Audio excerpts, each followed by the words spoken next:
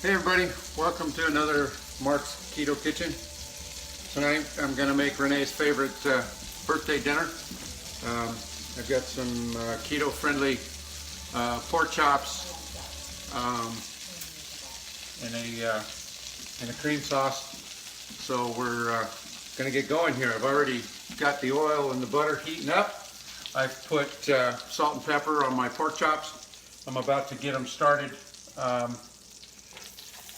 I'm going to brown them, and then we'll start making the sauce in the same pot. We're coming to you live from cool California.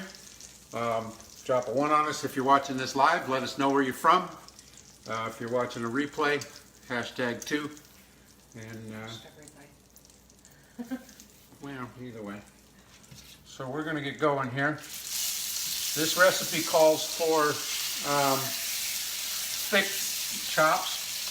I've got some butterfly chops, pardon me, that were thick, and then we opened them up just because I like the way they cook better. They will reduce size a little bit, so I'll be able to get them all in this pan here very shortly, and then we'll get them cooked up. We only want to brown these for 3-4 minutes aside, just to get them started. Then we're going to set them aside while we get the sauce started. The sauce has butter. The butter's in there. We've got onions, garlic, bone broth, heavy whipping cream, basil, garlic powder, Parmesan cheese, and parsley, and salt and pepper. Salt and pepper I just put on the chops, and if they that way I can season them after I take them out. I don't like to season too much before I take them out because some people don't like a lot of salt or pepper on their food. And if they want more, they can always add it. So. Hi, cousin. Thank you for saying hello. If you guys are watching, please let us know that you're on here. Say hello. Drop a 1 in the comments if you're watching live. Hashtag replay if you're catching a replay. So I'm cooking this in a cast iron skillet just because I love the way the cast iron heats evenly. So I don't have to worry about where I'm putting this in the pan. It's going to cook the same all the way around. So we'll give this a couple of more minutes per side, and then we'll get started on the sauce. We're also going to have some veggie tots. They're broccoli and cheese tater tot-like things that we bake in the oven as a side, and then maybe some salad. So let us know where you're coming from. Let us know if you enjoy these shows. We're working on making a new bunch of these probably after Christmas, after the first of the year. Going at it a little bit better so we can get a lot more recipes out to you folks and get you cooking healthy. I made this just a week or 2 ago. For the first time, and Renee fell in love with it. I did too. It's really, really a tasty dish, and it takes probably 20 or 30 minutes to prepare and cook, so it's something that we can do pretty quickly in the evening, or in this case, we'll cook it tonight, and any leftovers we have will be taken with us to work during the week. So. Yeah, share this out, you guys, if you know somebody that would love to have a good pork chop recipe, or also share it to your wall. So whenever you are wanting to cook something for dinner, you can just go to your wall and find this recipe. This is my birthday request. What? I'm trying to see who's on here. Hi, Deanna. Hi, Andrew.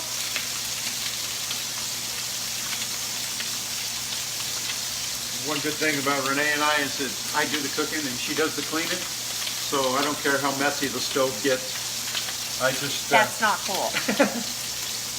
I just cook it as best I can. I have been in this kitchen cleaning all day long. This man has made fat bombs and fat bombs and fat bombs. We are working on those to help us with our sweet cravings. That is a really good idea for anybody too. You got it? Okay. What are you gonna put those in? Nope. I'm gonna wait till you got it in the saute first. Oh, okay. So these are starting to brown really nicely. Got this one a little bit off the side there.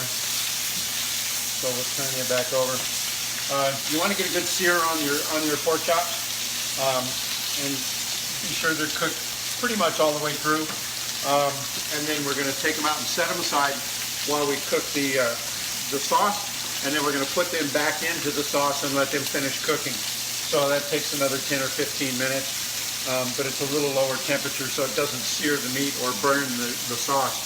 With heavy whipping cream, it's pretty easy to burn the sauce. You've got to make sure your temperature is okay. So I'm going to be turning this down to a medium temperature so that it doesn't burn any of the sauce or the meat. So these are just about ready to go. We're going to set them aside, and we're going to use all the scrapings that are in here to make our sauce so that it gets all the rich flavor from the pork chops into the meat. So here we go. We've got that set. I'm going to turn my temperature down to medium. We're going to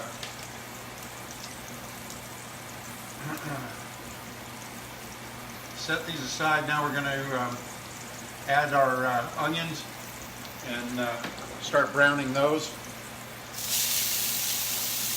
Renee will have this recipe on the in the comments section. Yeah, I'll get the comments. Yeah, so that you can see what we're cooking here. You want to brown these. You want to brown these onions until they're tender. Just a couple of minutes is all it usually takes because you've got pretty good heat going, and you're going to pick up all of the scrapings from the pork chops, and that'll add to the flavor of the onions. And then once you do that, we're going to put the garlic in there and add that to the mixture so that we can get all of this ready for the heavy cream and the sauce.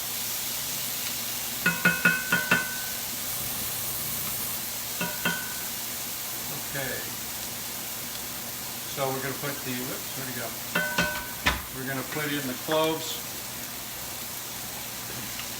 and brown that in for a minute. And then we can put in the, then we're going to add the bone broth to this, start getting the flavor into the onions and the garlic. Get it all mingle real well. Starting to smell pretty good already. It is smelling delicious. I am like, my mouth is watering. These are so good. I was not expecting it to be as good as it was, and I was pleasantly surprised, so I re-requested it for tonight's birthday dinner. You guys are on here. What is your favorite thing to ask for dinner, or your birthday dinner request? Mine used to be chicken and dumplings, but now I'm going more towards the...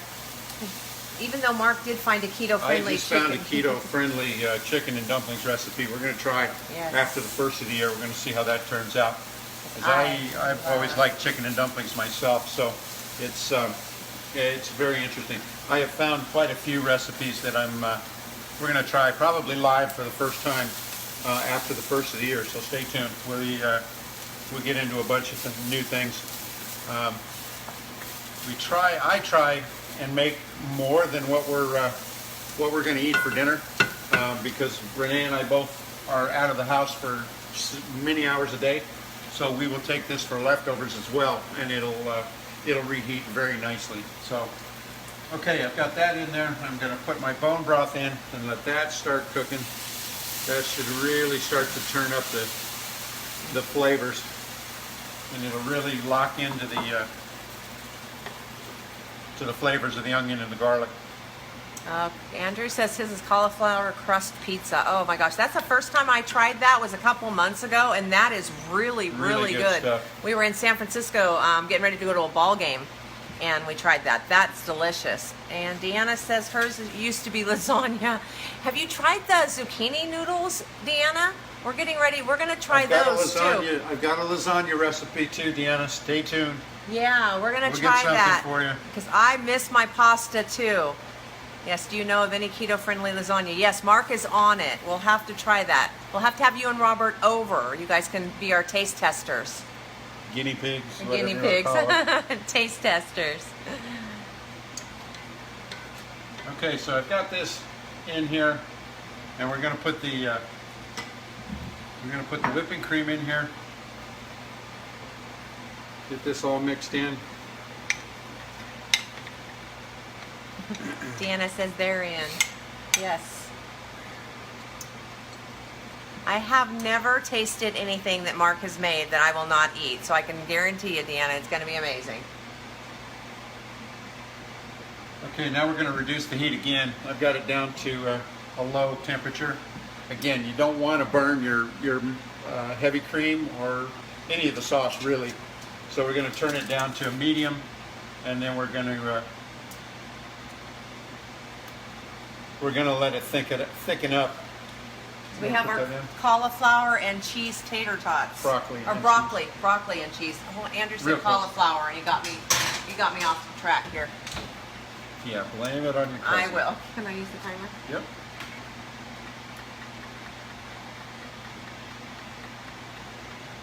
Remember, you guys, if you're coming on, say hello. Let us know where you're watching from. It's always neat to go through and see where people have watched. Also, share it out too if you know somebody that would get value from a good pork chop recipe that's keto friendly. And I'm telling you, it's delicious. It tastes just like something you would get in a restaurant.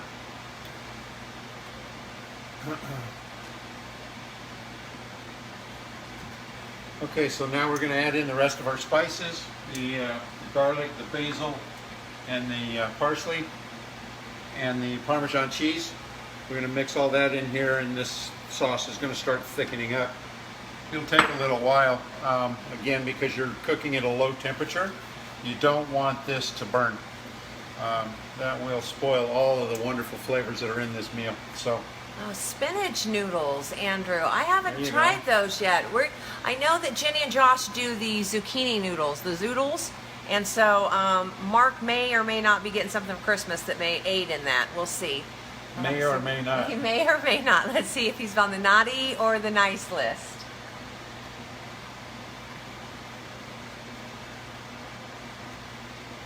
Considering it benefits like dinner, I just may have to say he's been nice.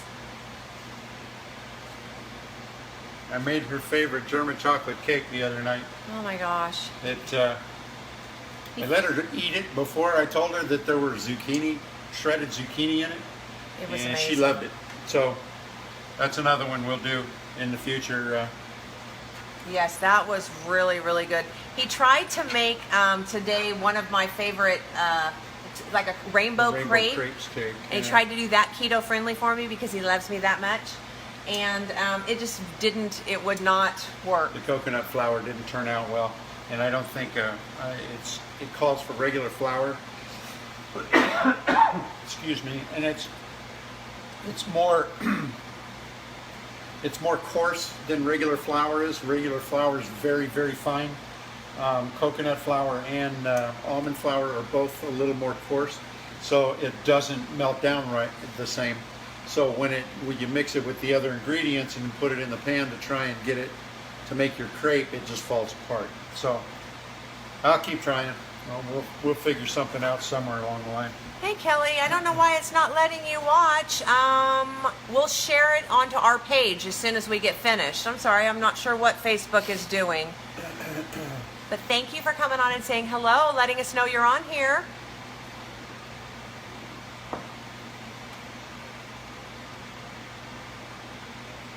Oh, the Parmesan. I think that's my favorite part. This is when it starts to thicken up. Do you need your whisk? Nope. I'll just do it in with this, and then I'll put the whisk to it when I get it all mixed in. I want to use this so I can make sure that I break up all the little pieces of the Parmesan.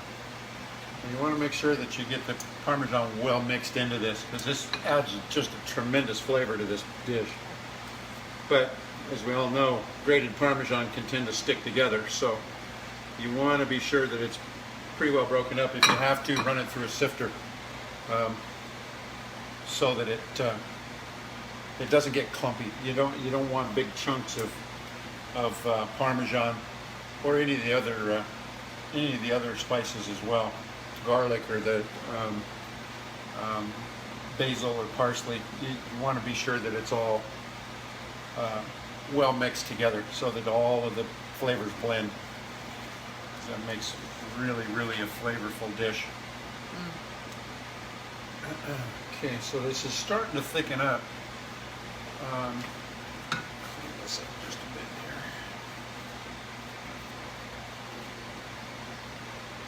So I've got it on a medium-low heat. As you can see, I don't know if you can see or not, it's starting to do a light boil.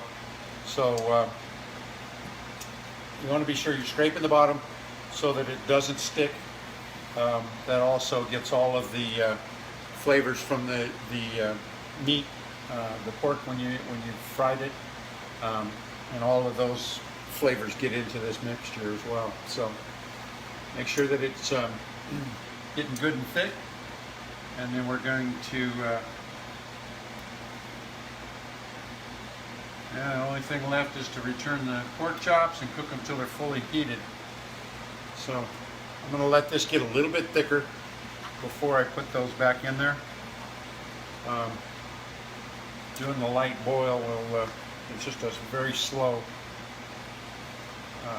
rise in temperature, so it won't burn. And we're going to put the pork chops back in there. Thank you for saying hello as you guys are coming on. Remember to let us know where you're watching from. And if you're new, put new so we can say hello and welcome you.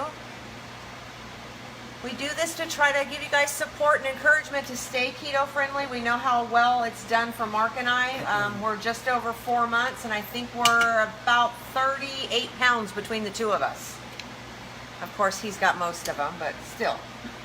Okay, he has almost all of them, but it's a team effort. TeamTerry, it's a team effort. Okay, so make sure you get it well coated.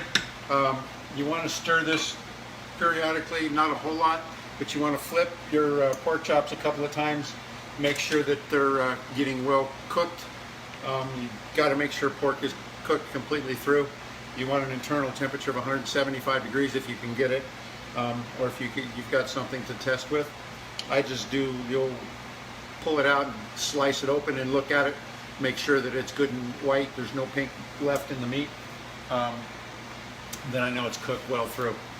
So that's about it. I will post the recipe, the link to the recipe where there's a printable one in the title. There'll be the link. And then, like I said, remember to share it out, share it to your wall. That way you've got it handy whenever you're ready to make it.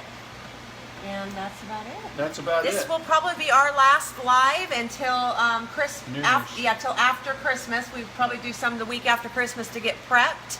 Loving all those likes. Thank you for dropping the likes and the love. So everybody, please have a wonderful Christmas. Merry Christmas. Merry Christmas, and we will see you maybe after. see you before New Year's. We don't know. If not, have a Happy New Year, and we'll see you in 2019. Okay. Bye, everybody. Take care.